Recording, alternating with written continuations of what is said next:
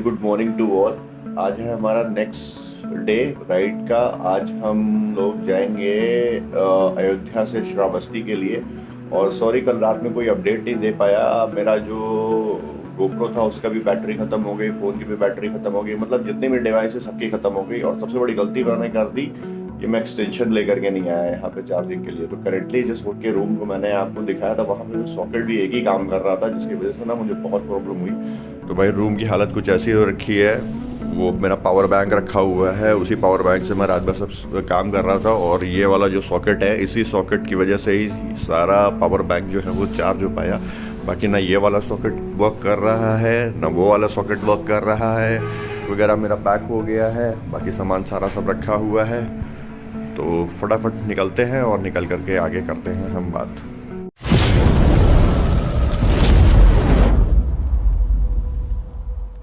Finally ये था हमारा होटल।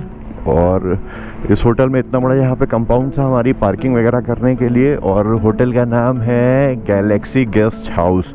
तो फैसिलिटी ठीक ठाक थी, मतलब बहुत ज़्यादा नहीं, गुड कह सकते हैं। और नीचे खड़ी हुई है हमारी क्लासिक। तो अब चलते हैं और चल करके लेके आते हैं अपनी क्लासिक। और उसके बाद से फिर निकलते हैं हम लोग श्रावस्ती के लिए। तो भाई ये देखो क्या हालत हो गई है कि रात में हाईवे के किनारे गाड़ी होने का यही होता है। तो अब पहनते हैं अपने ग्लव्स हम।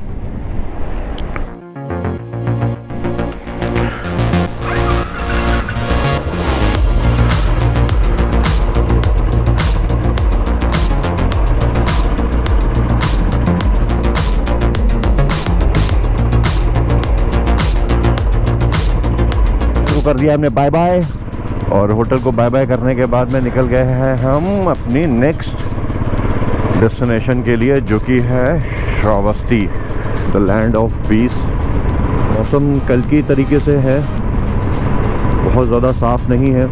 फुल मैंने रात में ही फिलअप करा लिया था।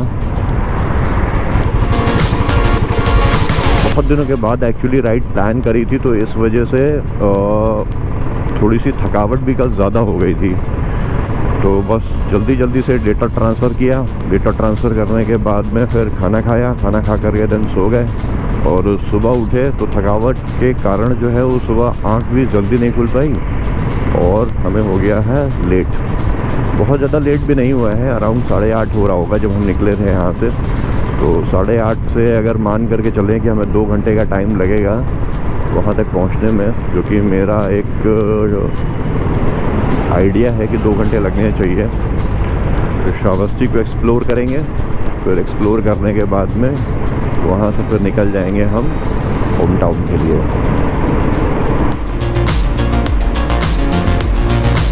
आप अयोध्या के लिए आ रहे हैं और मैप फॉलो कर रहे हैं, तो ये जो साइन बोर्ड लगे होते हैं हनुमान घड़ी वगैरह के लिए, इन पे ज़्यादा भरोसा मत कर लीजिएगा आप, क्योंकि लेफ्ट हैंड साइड में सिटी जो है वो अयोध्या ही है।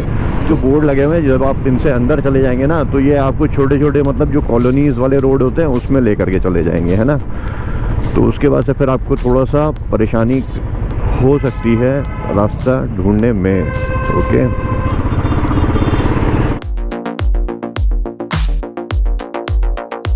तो होटल पे मैंने श्रावस्ती जाने के लिए पता किया था उनसे रूट। तो एक रूट तो यही जाता है, ये आप हाईवे होकर के निकल जाएंगे, है ना। इसमें आगे जा कर के नया ब्रिज बना हुआ है, उसके थ्रू निकल जाएंगे।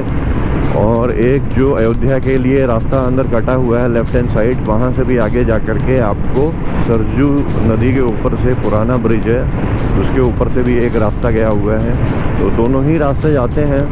मैंने सोचा कि पुराने वाले ब्रिज से ही चला जाए, उसमें मज़ा आएगा। यही वो जगह है जहाँ पे कल जाम में 2 घंटे फंसे रहे हम। बसें देख रहे हैं आप, सब लाइन से, मतलब ये सारी बसें लाइन से कल रोड पे थी।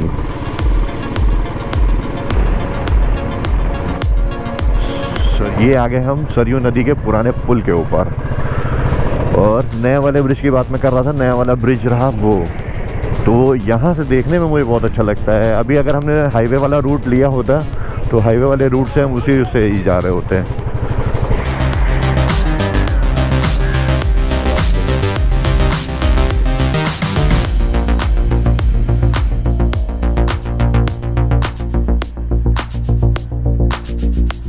सरजू घाट को बोलते हैं बाय बाय, अयोध्या नगरी को बोलते हैं बाय बाय और चलते हैं अपने नए डेस्टिनेशन के लिए।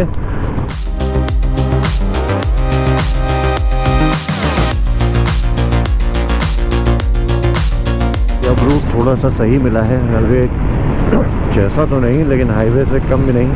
अयोध्या से हम करीब 70 या 80 किलोमीटर आगे हैं और हमें अभी 30 से 40 किलोमीटर आगे अभी और चलना है अपने डेस्टिनेशन के लिए, जो डेस्टिनेशन मैंने गूगल मैप पे डाला है। और डेस्टिनेशन हमने डाली है महामोंगकोल चाय थाईलैंड मंदिर, जो कि है हमारा श्रावस्ती में।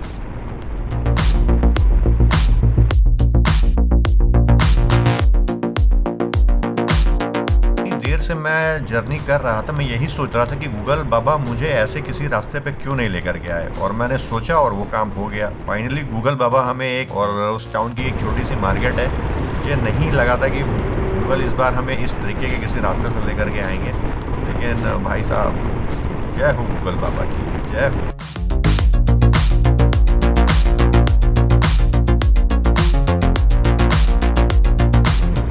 राइट साइड पे जो आप फेंसिंग देख रहे हैं वो है श्रावस्ती का एयरपोर्ट, और सामने है महामोंगकोल चाय थाईलैंड। तो हम ऑलमोस्ट पहुंच गए हैं, बस 5 मिनट का डिस्टेंस हमारा और बाकी है हमारी और हमारी मंजिल के बीच में।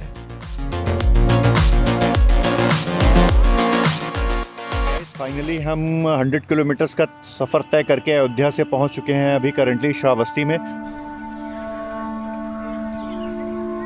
और श्रावस्ती में हैं हम अभी जेटवन में, और जेटवन के बगल में ही है थाईलैंड महामोंगकोल चाय। एग्जैक्टली दोनों चीज़ की स्थापना जो हुई है वो महात्मा बुद्ध जी के ही ऊपर हुई है। बट जो श्रावस्ती है वो फेमस इसलिए है, द लैंड ऑफ पीस इसको बोला जाता है, क्योंकि यहाँ पे महात्मा बुद्ध जी आए थे। उन्होंने अपने जीवन का एक भाग 24 से करीब 25 साल उन्होंने श्रावस्ती को दिए, और यहाँ के लोगों को उन्होंने ज्ञान का यहाँ के लोगों में प्रचार किया। ठीक है, तो फटाफट मैं चला जाता हूँ कैमरे के पीछे, और कैमरे के पीछे जा करके मैं आपको दिखाता हूँ यहाँ पे ये जो इस तरीके के स्ट्रक्चर बने हुए हैं इसके पीछे क्या कहानी है। और यहाँ पर मैं एक आपको मेन चीज़ बता दूँ कि जैसे ये वाला स्ट्रक्चर आपको मेरे पीछे दिख रहा हुआ है, सेम इसी तरीके का एक स्ट्रक्चर एक आपको वहाँ पे दिखेगा। वो बेसिकली मेन मठ हुआ करता था जहाँ पर महात्मा बुद्ध जी बैठा करते थे और अपने ज्ञान का विस्तार वहाँ पे उस पॉइंट से किया करते थे। तो यहीं पे ही है उनका एक बहुत पुराना पेड़ कह सकते हैं, जिसके नीचे अपनी तपस्या वगैरह किया करते थे।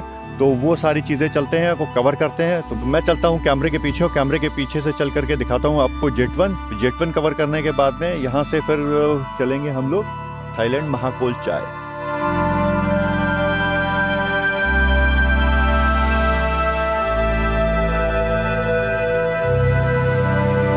फाइनली पीछे से वॉक करते करते हम आ गए हैं बोध वृक्ष तक, और मैं दिखाता हूँ घूम करके आपको बोध वृक्ष। ये जो पीछे आप देख रहे हैं ये है बोध वृक्ष।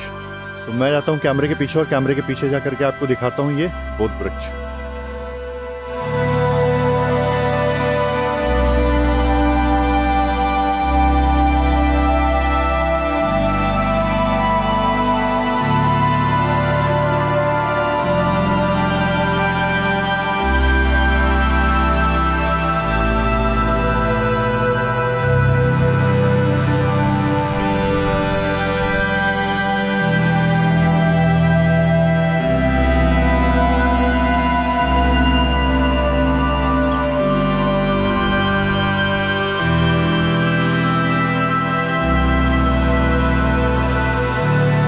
के जेटवन आने के लिए आपको खर्च करने होंगे 25 रुपीज़, और 25 रुपीज़ में फिर आपको मिलेगा यहाँ पे आपको एंट्री टिकट, जो कि आपको होगा कुछ इस वाइट कलर का। तो इसको लेने के बाद में फिर आप ऑथराइज हो जाएंगे जेटवन में अंदर एंट्री लेने के लिए। और इसके साथ में मैं कुछ अपडेट आपको दूंगा, वो अपडेट मैं आपको दूंगा जब मैं आप नेक्स्ट प्लेस पे विजिट करूँगा। जेतवन की जर्नी हमारी हो चुकी है कंप्लीट। इस प्लेस को हम लोगों ने पूरा एक्सप्लोर कर लिया है, और अब इसके बाद से चल रहे हैं हम मोंगकोल चाय थाईलैंड, जो कि है मेरे यहाँ पे बैक साइड में, जो कि आपको दिख रहा होगा। दोनों ही जगह एक दूसरे के अपोजिट हैं। लेफ्ट हैंड साइड में है हमारे जेतवन, और राइट हैंड साइड में है हमारे महाकोल चाय। तो चलते हैं, अब इस जगह को भी अंदर से एक्सप्लोर करते हैं। एक ज़रूरी अपडेट दे दूं मैं आप लोगों को, कोविड के बाद से ये जगह बंद हो गई थी, तो करंटली ये जगह ओपन हो जाती है, बट इसकी ओपन होने की कंडीशन है, ये आपको सैटरडे और ओनली संडे 2 दिन आपको ओपन मिलेगा, वो भी आपको 2 बजे से लेकर के 5 बजे तक। ये है इसकी ये पार्किंग, यहाँ पे सारी गाड़ियाँ आकर के लगी हुई हैं। और अभी चलते हैं अंदर चल कर के। इसका यहाँ पे आने का आपको कोई टिकट वगैरह का चार्जेस नहीं है। टिकट के चार्जेस आपके खाली जेतवन में लगेंगे, और ये महाकोल में आकर के आपका कोई भी इसमें टिकट का चार्जेस नहीं लगेगा, ठीक है। लेटेस्ट अपडेट एक और कि फ़ोन अलाउ नहीं है, आप वीडियोग्राफरी यहाँ पे नहीं कर सकते हैं, ना सामान लेकर के जा सकते हैं। बस एक हैंडबैग शायद अलाउ है, और खाली हैंडबैग भी अलाउ नहीं है। तो भैया बता रहे हैं कि हैंडबैग भी नहीं अलाउ है यहाँ पर। और तो फिर हो गया कांड। इतनी सारी चीज़ें जो हैं वो यहाँ पे अलाउ नहीं है, तो वीडियो तो आप भूल जाइए। इवन अपना पर्सनल सामान भी लेकर के अंदर नहीं जा सकते हैं, उसको भी आपको बाहर रखना पड़ेगा। तो अगर आप यहाँ पे विज़िट का प्लान कर रहे हैं तो अपना सारा सामान जो है वो आप स्टोरेज की जगह के साथ में आइए, क्योंकि इस जगह पे आपको अलाउ नहीं होगा कुछ भी ले जाना अंदर। तो ये है महामोंगकोल चाय का मंदिर के बाहर से व्यू। क्यों? क्योंकि फ़ोन अंदर ले जाने के लिए अलाउ है नहीं, वो भी मैंने जूम कर रखा है इसको, तब ये कुछ इस तरीके से दिख रहा है। तो ये बेसिकली मंदिर जो है, इसमें एंट्री आपकी फ्री है, लेकिन ये थाई की मंदिर कह सकते हो आप इसको। थाईलैंड वाले ही शायद अंदर से ऑपरेट करते हैं। कंफर्म इसलिए नहीं हूँ क्योंकि अंदर नहीं गया हूँ, इस वजह से, है ना। बाकी जो उनकी वेशभूषा देख करके जैसा मुझे अंदाज़ा हुआ वैसा मैं आपको बता रहा हूँ। तो महात्मा बुद्ध जी की फ़ोटो है लेफ़्ट हैंड साइड में, और राइट हैंड साइड में उनका स्तूप बना हुआ है, जिसके अंदर उनसे रिलेटेड सारी चीज़ें आपको मिलेंगी, ठीक है। तो मैं जूम को कर लेता हूँ कम, तो ये कुछ इतना दूर है।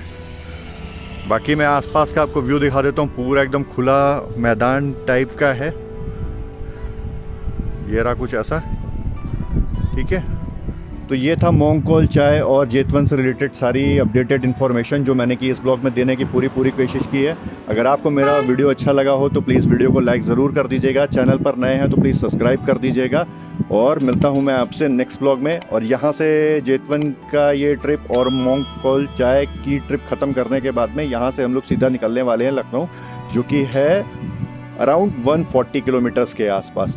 तो थैंक यू सो मच आप सभी लोगों के लिए, और मिलते हैं नेक्स्ट ब्लॉग में। Tata, bye bye.